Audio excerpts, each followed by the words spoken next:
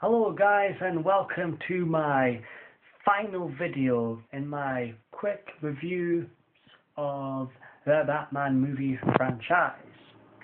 Batman, whom is just slightly ahead in my life of James Bond and my Halloween movies. You know, Batman has actually been in my life longer than WWE, believe it or not. So, it's been a long time, and when he was on the shelf for 8 years, it wasn't quite the same for Batsy. And, finally, after an 8-year absence from Batman and Robin, Batman returned bigger and badder than ever in Batman Begins, directed by Christopher Nolan and starring Christian Bale, that awful voice of his in this film.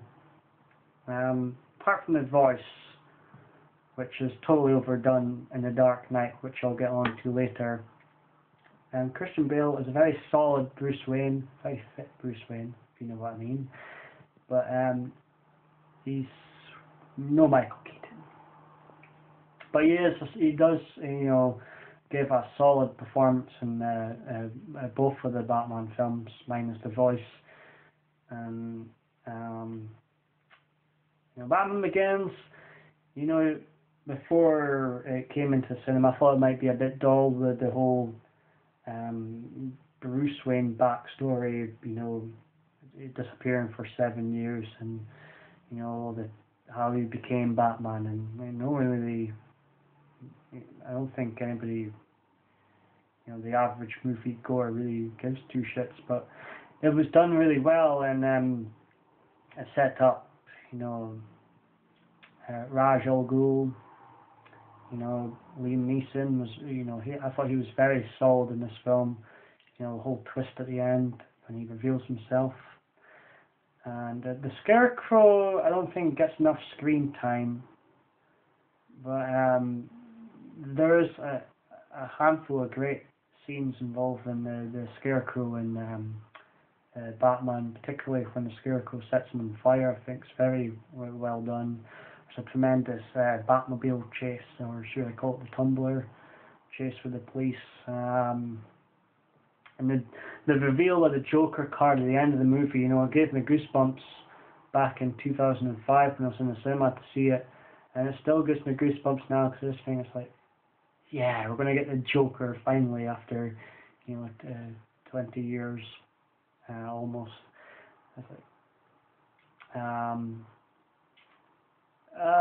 It's totally different from the previous 4 Warner Brothers Batman, and it's I would say it's better than all the Batman previous Batman films. So I'd give it 9 out of 10. It's totally another level. Rachel Dawes, I guess, would be the only real negative of the film. However, in both of the Batman Begins and the Dark Knight, this 2008 epic here, both of them don't have epic fight scenes. I think the fight scene at the end of Batman Begins and the one with the Joker at the end of the Dark Knight are crap. I just can never see what's going on in Christopher Nolan's fight scenes. But apart from that, it's a solid film throughout. Now moving on to the Dark Knight, which it was Heath Ledger was the talk of 2008 rather, and we sadly lost Heath Ledger. It would have been great to see his Joker again in The Dark Knight Rises. But this is a terrific film. Again, it has its flaws with the fight scenes, but Two-Face done much better than Tommy Lee Jones was Two-Face, and as I say, Heath Ledger's just incredible, and minus Bale's voice, I would give it a 9 out of 10, and think it's, you know, it goes even on another level from Batman Begins, but it's not quite perfect, so I'd give it about a 9.5 out of 10, but the best Batman film ever made. I'm running out of time, so I'm going to have to wrap this up, but there you go.